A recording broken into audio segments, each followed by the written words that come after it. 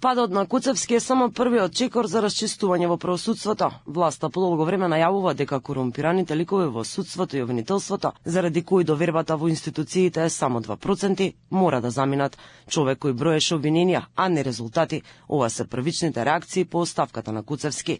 Председателот на Transparency International Благоје Пандовски вели дека Куцевски не успел да се избори со високата корупција. Според него, јасно е дека обвинителството нема ресурси и борбата е потешка, но сепак ниту тој не направил нешто конкретно. Факт е дека јавното обвинителство во изминатиот период не успеа да се справи со високата корупција, односно тоа доста лошо го правеше, но знаете како, и самото јавно обвинителство се наоѓа во една неблагодарна ситуација каде што имаат недостаток од парични средства, никогаш не им се одобрува оној буџет кој што е предвиден со закон, имаат недостаток на кадри, особено службеници и обвинители, така да и новиот обвинител кој ќе дојде нова позиција ќе се соочи со навистина голем предизвик.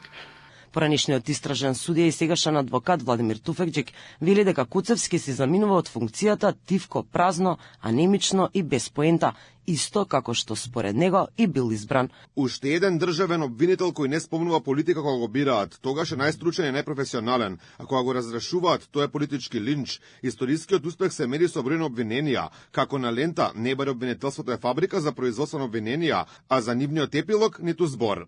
Со вчерашната оставка на Куцевски започнува процедурата за избор на нов државен обвинител. Законот за јавни обвинители предвидува изборот на јавен обвинител на Македонија да се изврши најдоцна 2 месеци пред истокот на мандатот или веднаш по празнење на функцијата.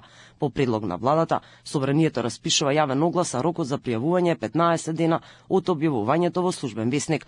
По пријавувањето, владата бара мислење од Советот на јавни обвинители кој во рок од 15 дена доставува образложено позитивно или негативно мислење. Владата избира кандидат со позитивно мислење и го доставува прилогот до собранието, каде јавниот обвинител се избира со просто мнозинство. Љупчо Куцевски пред да стане државен обвинител беше виш обвинител во Гостивар, избран во 2008. СДСМ и ДУИ го избраа за државен обвинител како предлог на владата со потпис на тогашниот вице-премиер Артан Груби.